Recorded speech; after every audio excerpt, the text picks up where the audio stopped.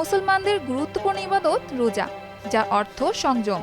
পৃথিবীর বিভিন্ন দেশে রমজান মাস জুড়ে নিত্যপণ্যের মূল্যে বিশেষ ছাড় দেওয়া হয়, কিন্তু আমাদের চিত্র থাকে তার বিপরীত। প্রতি বছরের মতো এবছরেও রমজান মাসকে কেন্দ্র করে অস্বাভাবিক মূল্য বৃদ্ধি পেয়েছে নিত্যপণ্যের। বিশেষ করে বৃদ্ধি পেয়েছে মাছ, মাংসসহ ইফতার সামগ্রীর।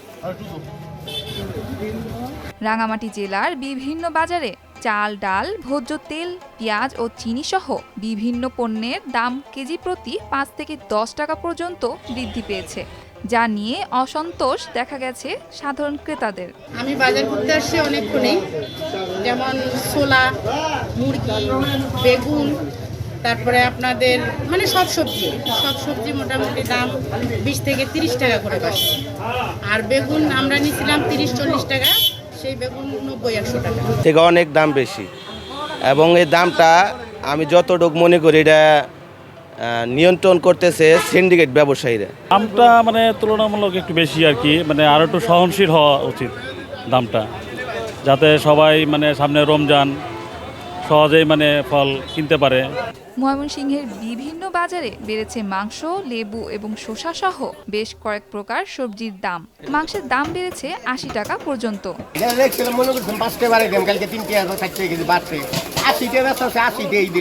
রমজান আসছে, এখন তো দ্রব্যমূল্যের দাম ঊর্ধ্বগতি হবে, অন্যান্য বছর যেরকম এই বছর এরকম, কিন্তু আমরা যারা সাধারণ মানুষ আমাদের ক্রয় ক্ষমতা অনেক উপরে চলে যাচ্ছে।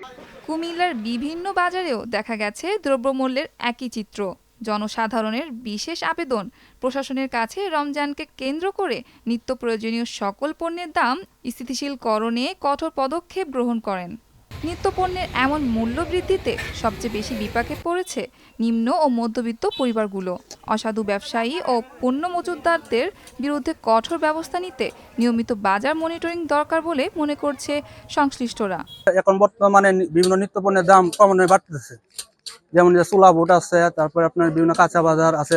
মানে প্রশাসনের কাছে আমার আহ্বান তদারকি করে। ফারজানা হালিমা, ভোরের কাগজ।